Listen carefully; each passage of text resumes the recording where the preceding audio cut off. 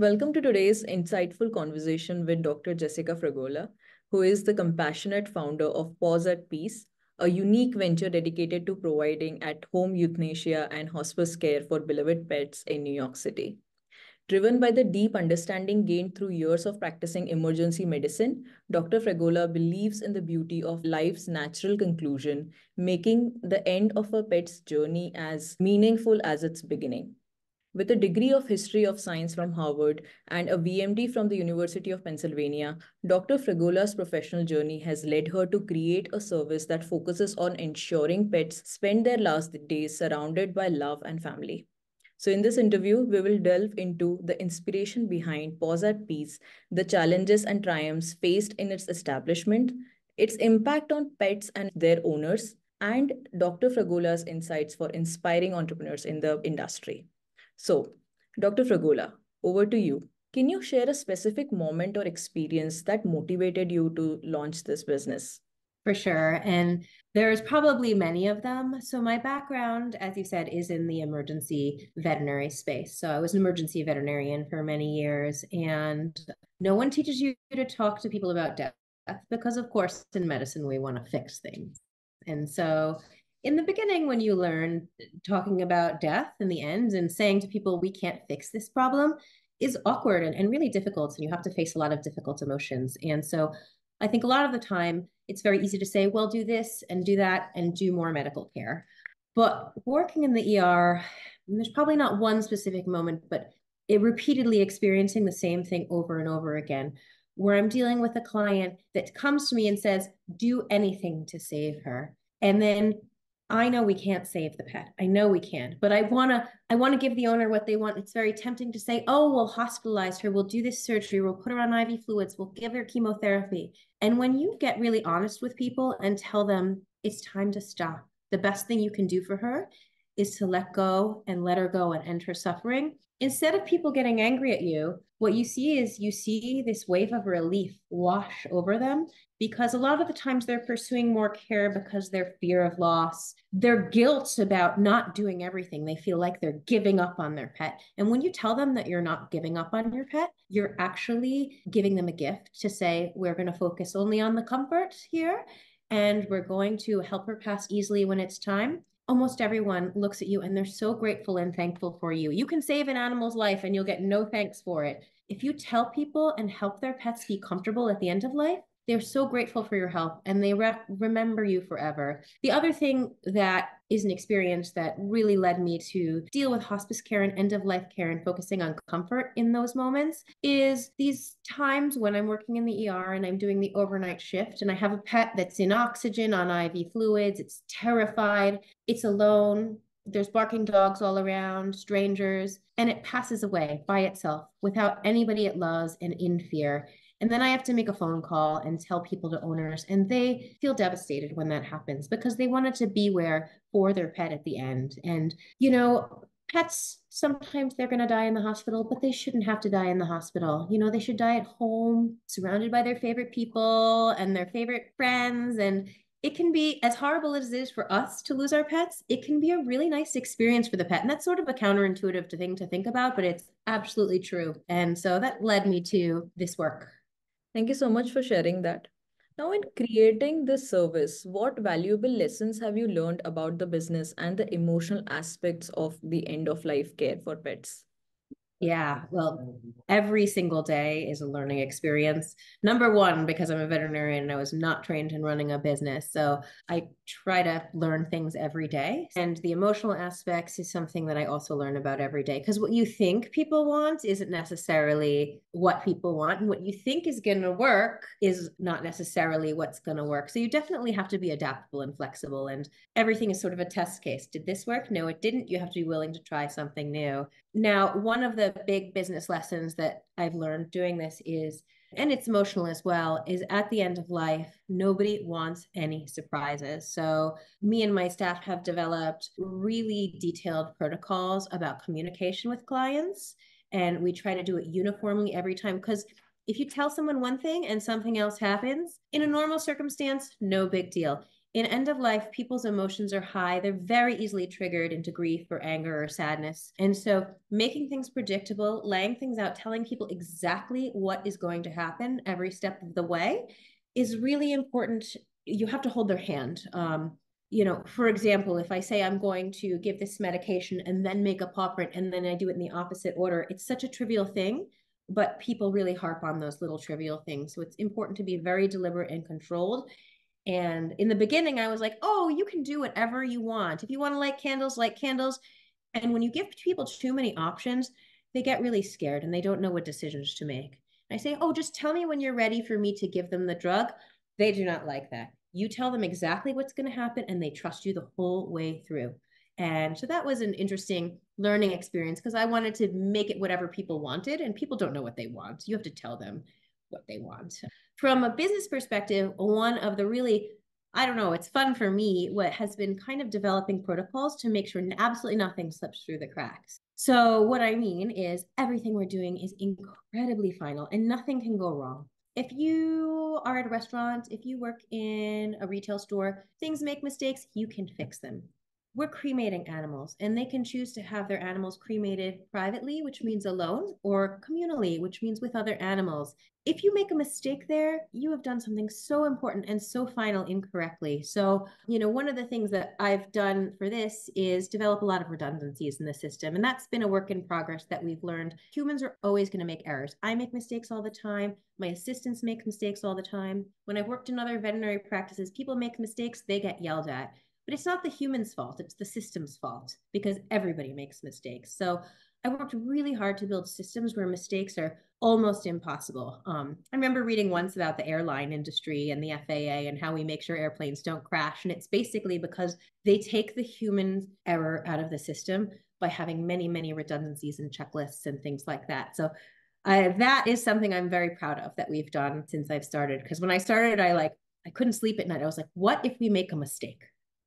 I couldn't live with myself if we made a mistake. So, that's been a big learning experience as far as the business end of things. And everything is learning to manage people. Never did that before, learning bookkeeping, accounting, finances. So it's all really fun, but every day is a learning experience. Even doing this is a learning experience. I don't do a lot of interviews, so Thank you so much for sharing that. So my next question is, can you share a story or example that highlights the positive impact of your services on a pet and its family during their difficult time? Yeah, there's sort of two aspects to what we do. One is in a counseling aspect when people haven't decided what they want to do yet. So we do quality of life consultation and hospice care. People are agonizing over decisions. And I think what I mentioned earlier is just this uncanny positive thing that people seem to experience is when you tell them it's okay to let go, because they are holding on not only because they're afraid to lose their animal, but there's all sorts of other weird things wrapped up in it. Like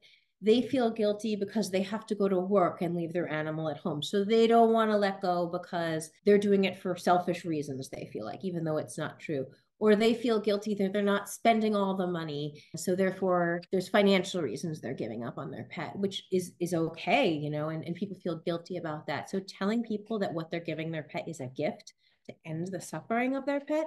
And when you tell people and say that this is absolutely the right thing to do for your pet, it helps them to feel better about their decisions. The other thing that's very helpful as far as what helps people a lot is when you tell them that, our pets take care of us our whole life. We love our pets and they give us so much.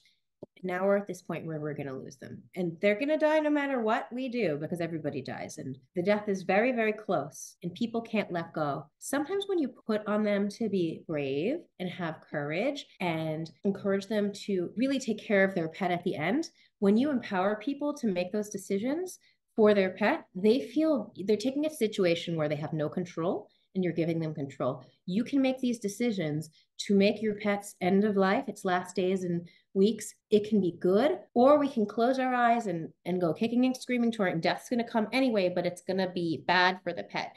And when you encourage people to make those responsible decisions, they feel empowered in a situation where they feel like they have control, because we can only control so many things. And when you can tell them what they can control how it happens, they can't control that it happens, then they feel so much better about it, and I'll say, okay, it doesn't matter what day it is, but let's pick a day and we will go to you'll go to the steakhouse, you'll go to the park, all the dog's friends will come over and visit, and then they feel like they gave their dog a gift instead of they failed their dog, which is how people feel when they lose a pet. They feel like they failed them.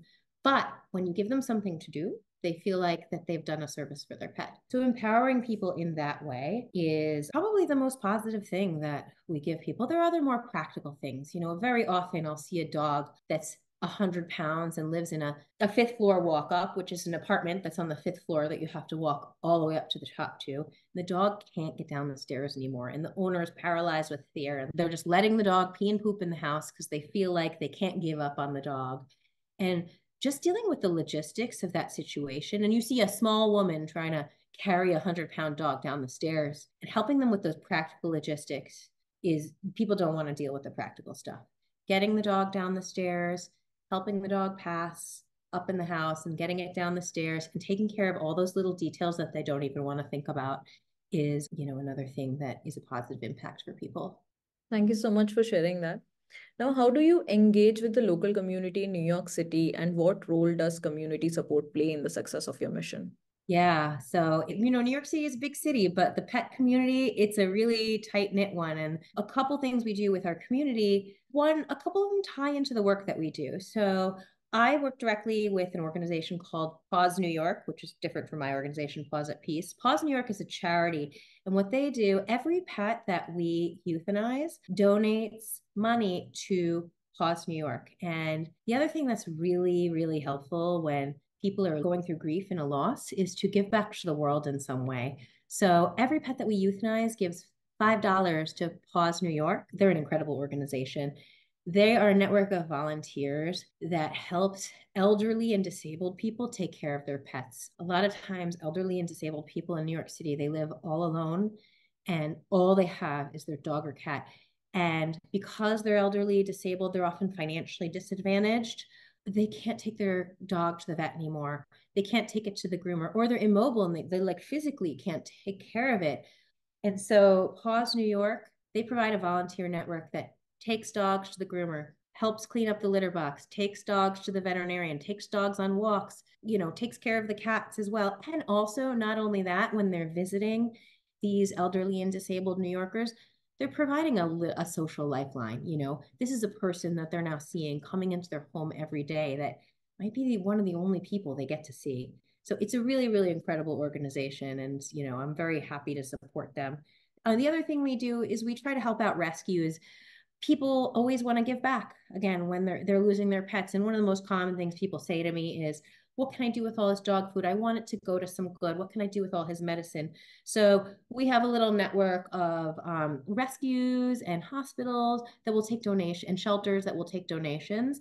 And then people feel like the loss of their pet wasn't for nothing, that some other pet got to benefit from the loss of their pet. Thank you so much for sharing that. Now, for Paws at Peace, are there any innovative approaches or technologies that you foresee incorporating into your services? Yeah, there's so many really cool technologies out there right now. I have this fantasy about medical records that are just straight up AI, where I talk to them and it writes my record for me and it knows everything about the pet. And that'll be there someday, but it's not there yet. But that's a fantasy. One of the really cool things, my practice is totally mobile, and I am on site because I'm the veterinarian, but most of my assistants are remote, and everything cloud-based has just been, I don't even know how I would do my job. Even 5-10 years ago, I don't know how I would do it. We all communicate through a voice over IP phone system that we all share. We have a cloud-based medical record software that we all have access to. I can see in real time exactly what's going on when my assistant in Mississippi is typing it in. She can tell me how long the drive is from one appointment to the next. I can use Google Maps to get from one appointment to the next. One of the big challenges of driving around New York City, it's a very logistical problem. How do you organize your appointments in a day? You can make your driving horrible, or you can make it easy. The fact that my assistant in Mississippi can look up the traffic at 5 p.m. next Tuesday when planning when our appointments are, it's just really cool. And the technology none of this is like cutting edge technology, but it is the last decade of technology. And I just have no idea how this work would be so inefficient. Like I would see half as many patients if we didn't. I don't even know how it would do my job without technology. Even logging my medications, I have a cloud-based, I use a lot of controlled substances, which are, medications that are heavily regulated by the government. I have a cloud-based system for managing those. Otherwise, I would have to carry a large paper log for every single one of those. And yeah, there's a lot of new technologies coming into the world that I think are going to benefit medicine even more. We're starting to incorporate some telemedicine into this because a lot of the time what people need is they just want to talk to someone. You don't actually have to be there and examine their animal. You have to listen to them and talk through their medical history. So telemedicine is a big one that we're working towards for doing these consultations that we have before the actual euthanasia in terms of the decision-making process and things like that. Thank you so much for sharing that. Now, as an entrepreneur yourself, so for individuals who are looking to start a pet care or, like a vet industry business, what advice would you offer based on your experiences? And especially also if you can talk about being bootstrapped or raising funds, that would also be helpful. Sure. One, I would say go for it 100%. So the veterinary space is very interesting right now, similar to what happened in dental spaces and medical spaces. The veterinary industry is growing and there is a lot of investment money, private equity coming into the space right now, buying hospitals, consolidating hospitals, big corporate hospitals as opposed to little independent practices, which, 10, 20 years ago, it was mostly independent veterinarian-owned practices. And a lot of veterinarians say, I cannot compete with those people with all that money. And that is not true. It's not true at all. I think that we're actually quite well poised for a number of reasons. If you're an investor on the other side of the country trying to buy a practice here, you don't have any idea of what the local economy is like. So it's a super, super local business. You got to know your community. You got to know your customers. And that is an advantage that small businesses have over large businesses. Other thing is the ability to adapt. A lot of very big companies have very rigid protocols that might not work in a particular community. And when you're little, you can just change. It's so much easier to change when you're little. I've even noticed that growing a little bit, the change becomes exponentially harder the more you scale. And you can just do it. And when you're little, your overhead is tiny. So you don't need a massive investment. The other thing is, and this might not apply to everyone. You mentioned that I'm sort of bootstrapped. I started this company with a $5,000 investment. I got an LLC, paid for a website, got the legal ducks in a row and just started practicing. You don't have to buy all the big shiny stuff first. You can just start and then use your cash flow if you want to make investments. And the other advantage of that is that you might think you want something or need something. And then as you kind of adapt and see what your business is, which you're not going to fully know what your business is until you start it, you might realize you don't need that or want it at all. I definitely bought things in the beginning that I thought I really needed, and turned out I went in a totally different direction. So it's advantageous. And so, you can do really well. Your overhead's smaller. So go for it. I worked a job where people paid me a wage, and what you see is you see the revenues that are coming in and you see how much money you're making, and you realize that you can do a lot better than that. So I encourage people, be independent, start their own practices, and you can learn by doing. It doesn't matter. I had no business education. I don't think I necessarily have any particular expertise at it, but I've learned if you keep your eyes open, are willing to adapt and willing to continually learn, you can really build something. And a lot of small time vets have built really nice, wonderful hospitals. So that would be my advice there. Go for it. Thank you so much, Dr. Jessica. I loved your answers, mainly because they were very candid and thorough. And I'm sure people who are, entering the industry and even founders from the tech industry who, who would be interested in staying bootstrapped, they found a lot of value in this. So I hope you also enjoyed this interview. Absolutely. This was really fun. And I look forward to looking at your other interviews as well. I'm sure they're going to be really interesting. I think this is a really cool project. Thank you so much.